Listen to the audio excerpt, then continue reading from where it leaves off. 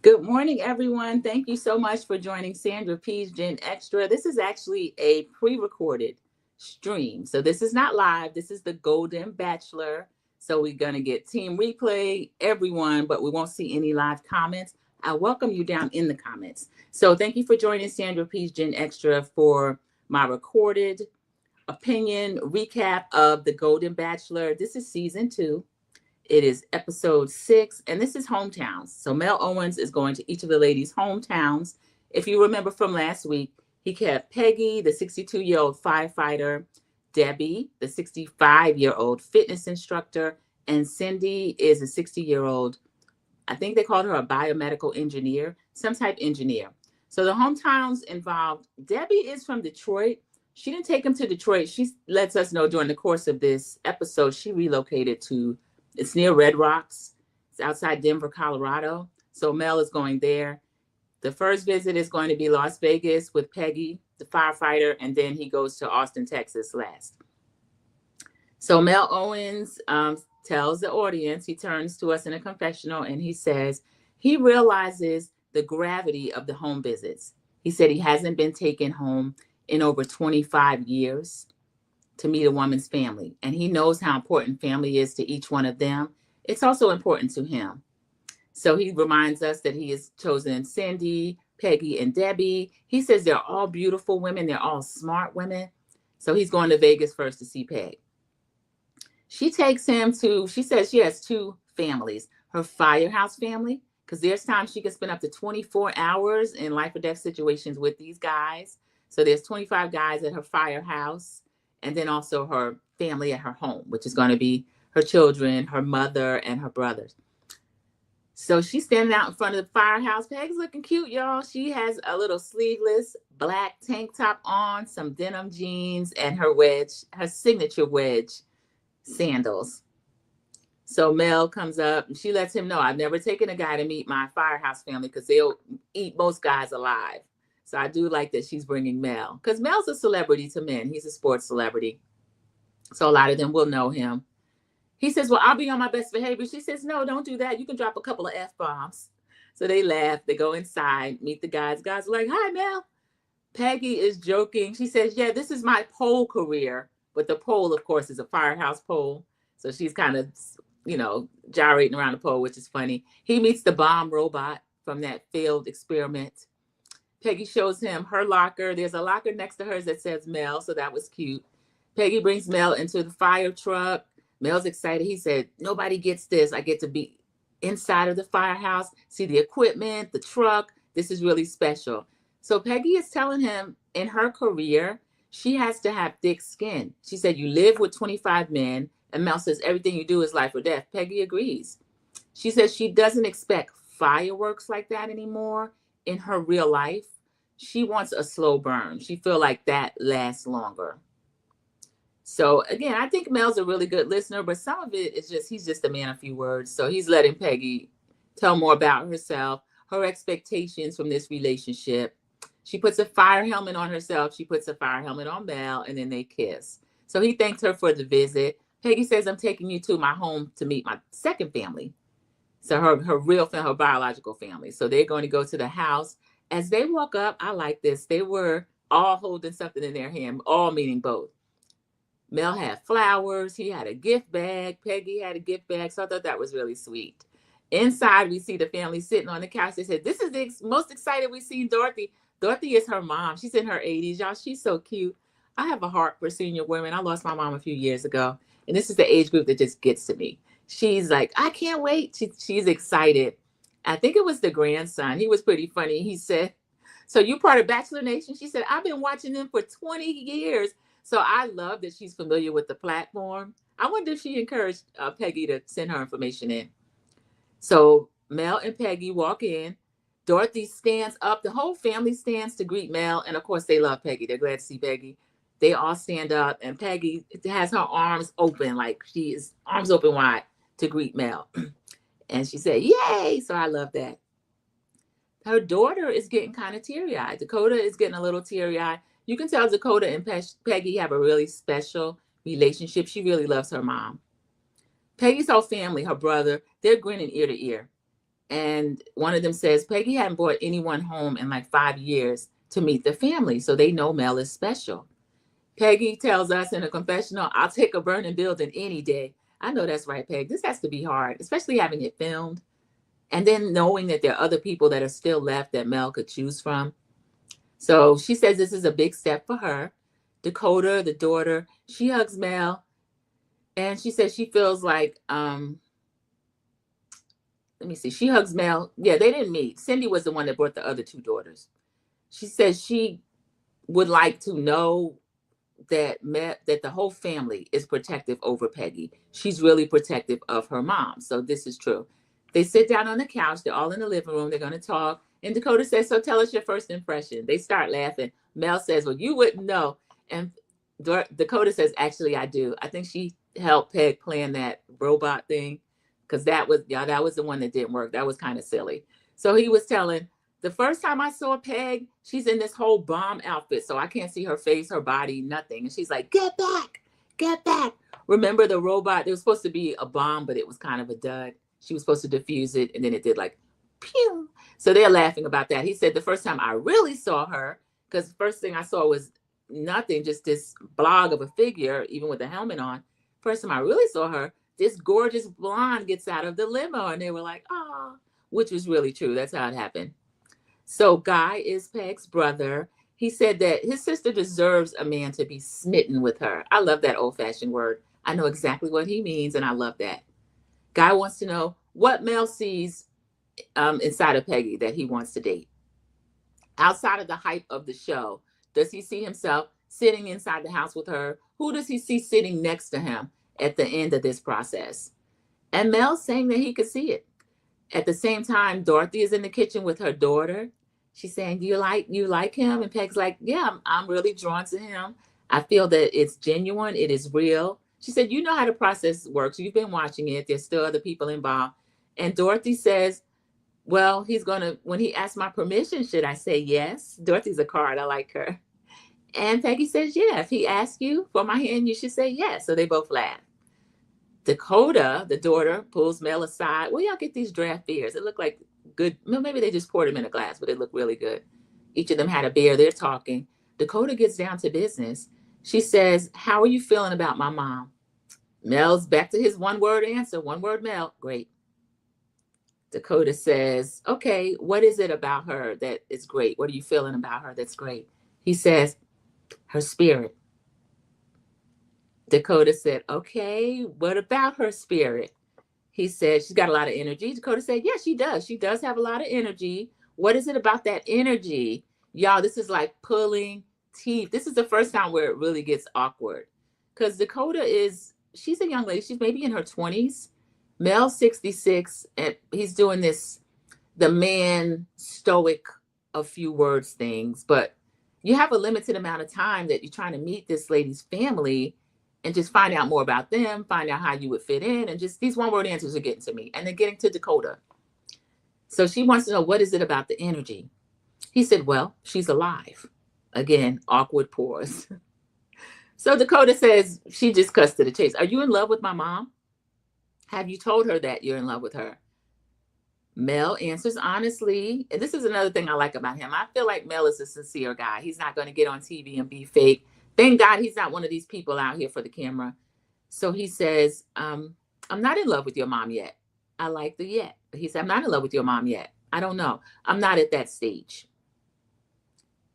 So Dakota says, I'm asking these pretty direct questions. She tells the viewer, she's in a confessional. I'm asking pretty direct questions, and Mel is just not able to get to the bottom line. He's not able to give me answers that reassure me about my mom. So I appreciate the candor in Dakota. She's not playing about her mom. She wants Peg to have the best, as she should, and she is just trying to nail Mel down, but it's not easy to do. Partly because of who he is. He's that stoic type demeanor, but there are two other people left. So I can understand that, but this had to be a little frustrating. Dakota says, if you don't get there with any of the women, are you going to be able to say at the end of this, maybe I still like to date? Mel says, I don't know. So Dakota pulls her mom, Peg, aside, and she tells her, You deserve the best.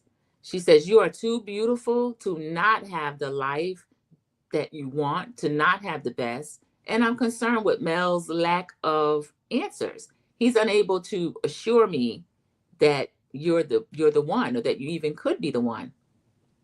So Peg gets in a confessional and says, I'm feeling maybe the big L toward Mel, but I don't know that he's feeling that toward me. She says she genuinely thinks that Dakota is in another confessional. She says, I genuinely think that Peg has feelings for Mel, and if he's her guy, I support him. And of course, my mom, because then he's genuine. He seems like a good match. She says she hopes they're able to continue to show that they are each other's person within the process.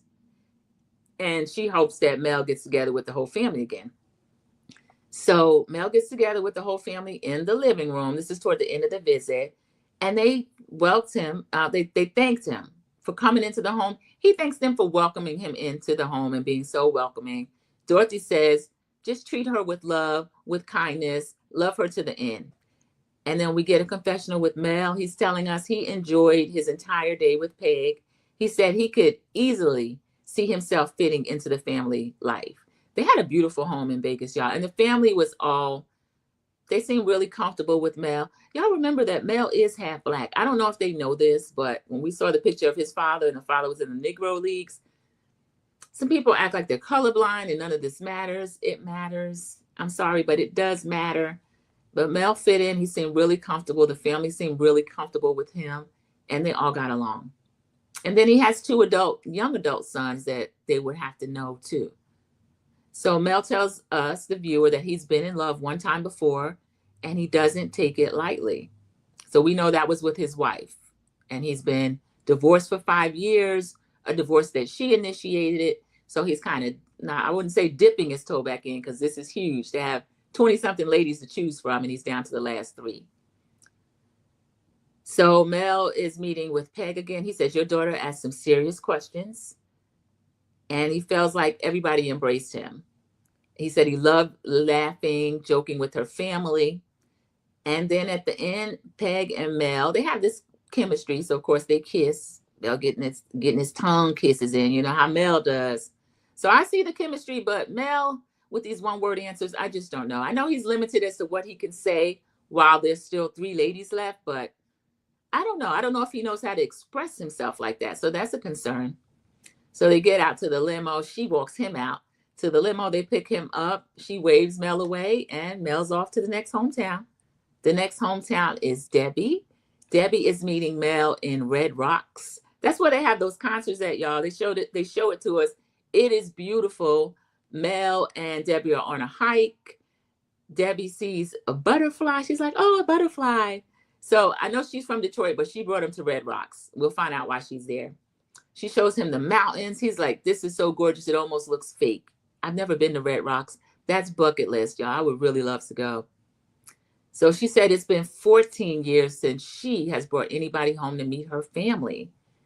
She tells us her last relationship she doesn't really want to discuss, but Mel is probing her a little bit. I know it was something difficult. I don't know the details. She says, I had a boyfriend. She was close to 51 at the time. So this has been quite some time ago. She's 65 now, and she's never been married. She's a fitness instructor. She has poured herself into her career, and we're going to hear why. She says she felt that her boyfriend was on the verge of proposing, but she could see something in him. Something was going on.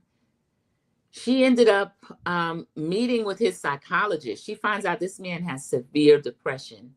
And over 6 months or so, she started to kind of see signs of it. She met with his psychologist. I don't know if to discover whether or not it's safe to break up with him. I don't know if it was that, but she met with him. She said she gave me the strength to let me know that it was okay. So she breaks up with him. He already had mental issues, but she broke up with him. And a few months later, he ended up taking himself out of here, checking out, deleting himself. And this sent her into a depression.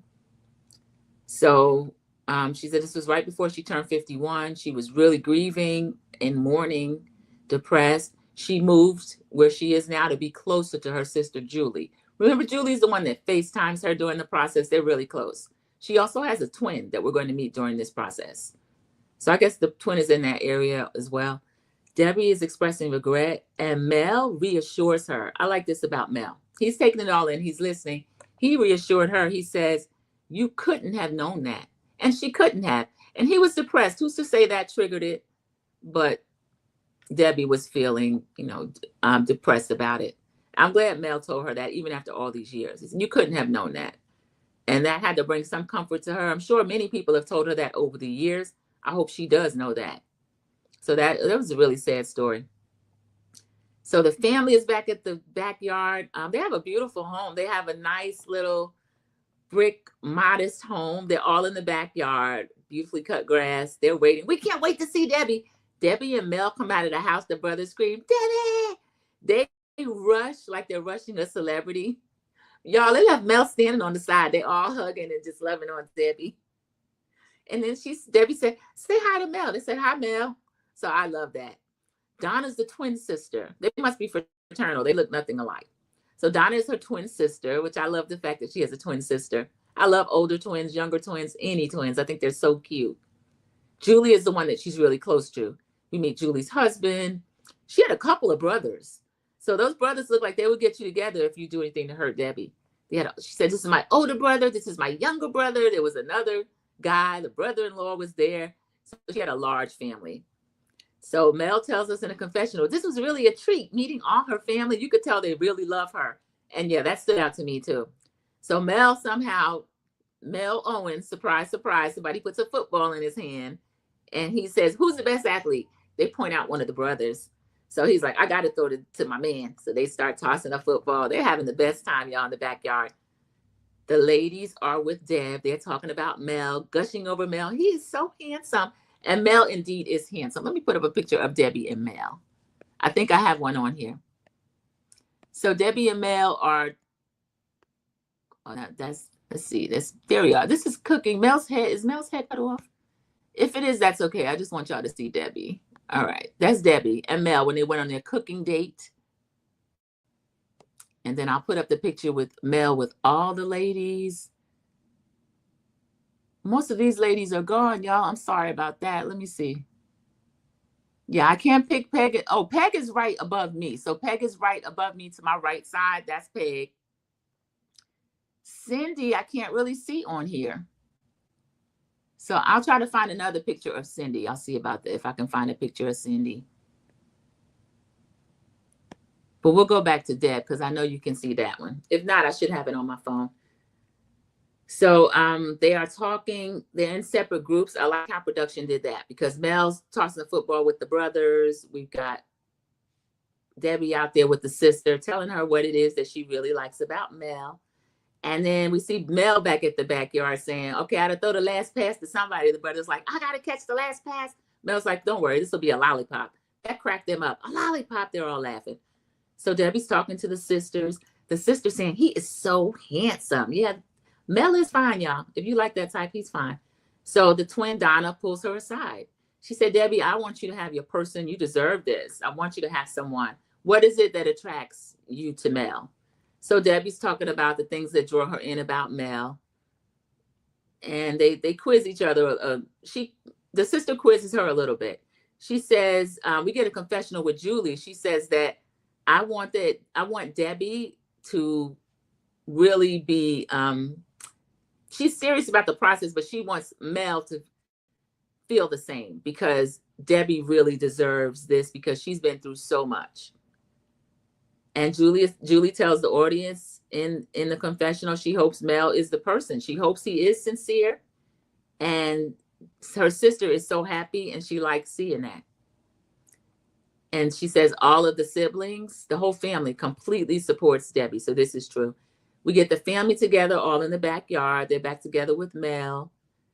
And they all look good together. They told Mel they would love to have him join the family. He'd be one part of the family. They said, you'll be welcome in the family. And he said, thank you very much. I thought that was really sweet that they said that to him. We see Mel in another confessional. He's telling the audience he have a close connection with Debbie, especially after meeting her family. And he said that their future is bright. So then he pulls her to the side. He says, your family told me that they support you 100%. I can tell that they love you so much. And I'm happy for you that you have that. And she said that she had a great time. She hoped he had a great time. She doesn't want him to go. I don't want you to go. And he was like, I'm not leaving now, which I thought was kind of strange because after a couple pecks on the cheek, Mel got right in that limo and he left. So I wonder what he meant. Maybe he didn't leave town right then, but I think he did because he goes to the next hometown. We see Mel go into Austin to meet Cindy. Cindy's daughters, remember, two of her daughters came to drop her off at the Golden Bachelor pad. I don't know what they call it. So he's also meeting the son-in-law and also one of the boyfriends, the daughter's engaged. So a fiance, excuse me.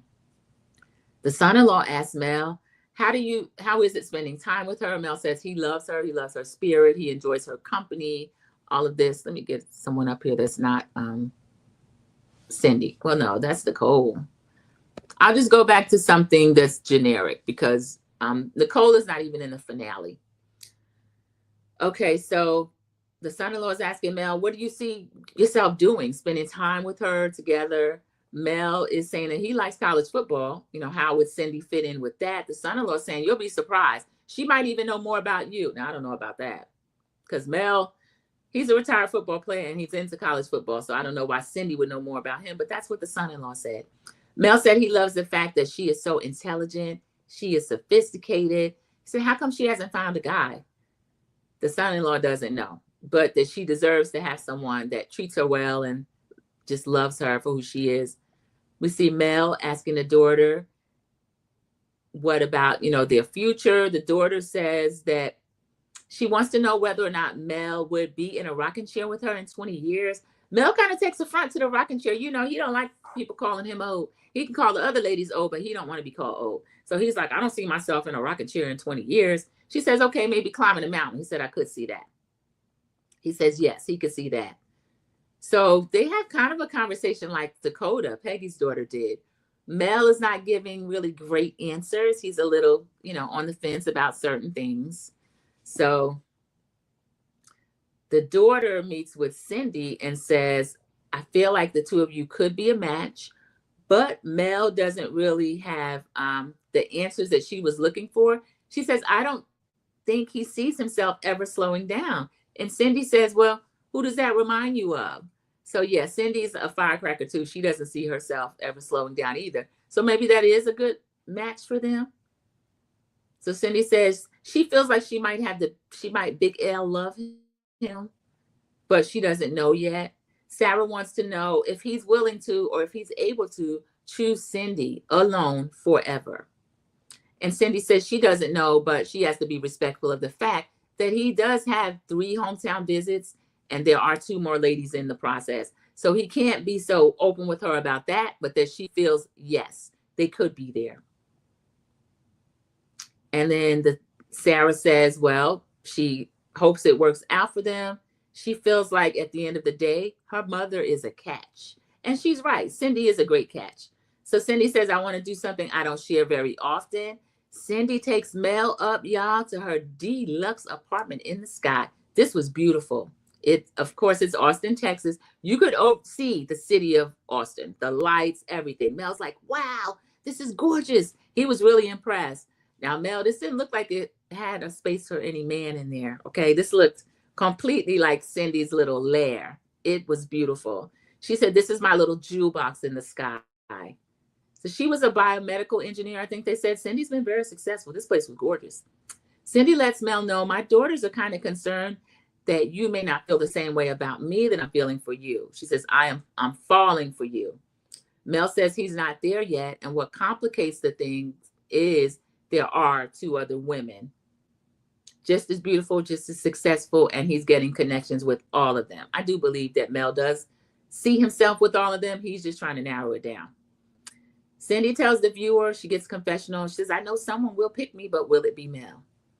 Cindy, don't be a pick me. Don't worry about it. This jewel box in the sky, her career, even if she's ready for retirement, I don't know, whatever she wants to do. She's beautiful. She has her daughters, has another wedding to plan. So I wouldn't worry about Mel, whether he picks her or not. So She wants to walk him out. They kiss again, of course. So they do have that connection. They do have chemistry. But again, Mel does a lot of kissing. She said that she is falling for him. She don't feel like he's there yet. He tells us again, he doesn't use the word love lightly. He's only been in love one time. This was his ex-wife. The Mel story, the Mel story, the Mel story. We get it, Mel. But you knew what this was when you came in it now. So Mel says there are three great women. They're all deserving. Sometimes it's ego. They're all deserving of you, Mel. So he feels like they're all deserving. It's not about that. It's about who he can see with in his future. He's saying it is a difficult decision. He doesn't want to hurt anyone. I appreciate that about him. He's not being callous. He's really sincere. And I think all of the daughters to the women, interestingly enough, they pointed this out. They see the sincerity in Mel, and I see it too. So it's true. He could be a fit with any of the three, but he does have to choose one or choose himself. Let's see if he'll choose himself, like some of these other shows. So we see the ladies show up in the limo separately, of course. They all express feelings for Mel. They're all looking beautiful. Especially Debbie is in this pink dress, this pink sparkly dress. It is gorgeous. Mel tells us they all deserve a rose, but he has to choose who, his match, his absolute match is going to be. So he stands before them. He has 2 roses left. He says, in the beginning of this, I thought that I wanted one type of woman, but I realized what I want is standing right in front of you. The women are like, ah. So he says they are all beautiful, accomplished, brilliant, spiritual. Debbie puts her face in her hand. I think Debbie is falling in love with Mel. And actually, one of the daughters said that about Cindy, too. She said, my mom didn't tell me, but I feel like she's in love with Mel. So he said he has a very, very, very, very difficult decision, and he doesn't take it lightly. Mel's a man of few words, but he's really given a sincere speech, and it touches my heart a little bit. I'm happy for the way he took this process. I watched season 1. I didn't review it. I didn't have a channel that was reviewing, but I felt like Gary was a little attention hungry and kind of there to play. He did end up marrying one of the finalists. He married Teresa, but I felt like he saw how crazy Teresa was about him, how successful she was with her business, and he felt like he'd get taken care of. Mel Owens is successful in his own right, and this is not where he's at. I think he is looking to settle down. I think Mel's a one-woman man. So he picks up the rose, and he is looking serious, y'all. Jesse is telling him, okay, this is the end of the process. There's 2 roses left. I like Jesse Palmer. He's a good host. And so Mel is picking up that one rose. They're all smiling. They're not showing teeth, but they're like kind of hopeful smiles. Deb looks down at the last minute. Yeah, I like all of these ladies so much. I don't want any of them to be hurt, but this is what it is. And he goes ahead. He says, Peg. Peg looks up. She's a firefighter, bounds down those stairs. Will you accept this first rose? She says, yes, I will. She accepts the first rose. And then Debbie tells us in a confessional, I hope the loneliness is over. I hope so too, Debbie.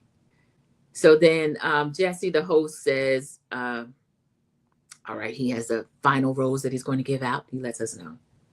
So then Mel says, Deb, I know you've been through so much. Then he tells something about Cindy. Cindy, you're looking for love, something he said. And he says, this is a conclusion that nobody wants to come to, something like that. Nobody wants to come this far and not make it. And then we see Mel look like he having problems breathing, y'all. He's really nervous about this. He says, Cindy. And then she just gives this sigh of relief, like, I'm glad he didn't play any games. He said, will you accept this rose? She comes down the stairs to accept the rose. Debbie's so sweet, y'all. She's standing between Cindy and Peggy, but Peggy had already taken her rose and gone back up the steps. Debbie's in the middle. As he calls Cindy to get her rose, Debbie reach out to Cindy, kind of take her hand a little bit. You can tell they're friends. These ladies were not catty or silly in the house, kind of like the ladies last year. So Debbie helped her down the steps, and she takes this heavy sigh. Y'all, I was really disappointed for Debbie. I think Debbie fell in love with Mel. And Mel asked Cindy, will you accept this rose? Cindy says, yes, with all that I am. Cindy, there's 2 of you left now. Don't do too much, Cindy. I'm worried about Cindy, y'all. I think she's in love with Mel, too. I think Peg's the only one holding back a little bit. And I'm with Peg. I think she should hold back a little bit. Debbie's looking so disappointed. Camera, back up off Debbie a little bit. She's kind of holding her chest like she's having a problem breathing. Cindy comes back up the stairs with her robes. Debbie strokes Cindy's shoulder. She's happy for Cindy, but devastated for herself. She really is. Jessie says, Debbie, I really am sorry. Take as much time as you need. Say your goodbyes. Jesse Palmer act like he gets rejected at the end. He is so sincere. He said, when you're ready, you can say your goodbye. And she said, okay. She turned to Cindy and really hugged Cindy. And then she tells Cindy, I don't know if she said good luck, something she says to Cindy, but Cindy responds to her, your love is waiting for you. And it is. Debbie's a catch, y'all. She's 65 years old. She's never been married, but that was her choice. She was proposed to, and she broke up with the man. And I'm sure a lot of these older men in the wild, they're all over Debbie. And Debbie is smart to take her time and just have her pick. Don't be desperate for these men. Because like the one last season, Gary, if she had been with Gary, Gary was a trip. Mel is a decent one, and there's still a lot of decent ones. So I'm glad that Debbie's, she didn't have a choice because Mel didn't pick her, but I don't want her to like rush into anything. So Debbie walks up to Mel. He really hugs her. He's devastated too, y'all. And he said, can I walk you out? So he starts to walk her out. He's a little shaken up. He really is. He said, Debbie, you're genuine. You deserve love. And they are sitting on a little bench kind of outside near where the limo is, just having last words to each other. And then he walks her to the car.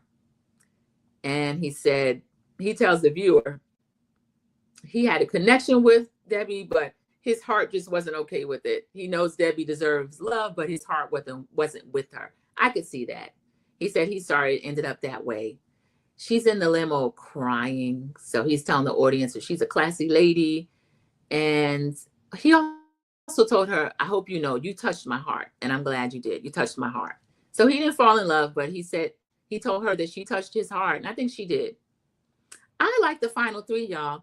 I was worried that Nicole might slip in there because I don't think she was sincere. We're going to see some more activity from her and her shenanigans on the Ladies Tell All, which is coming up.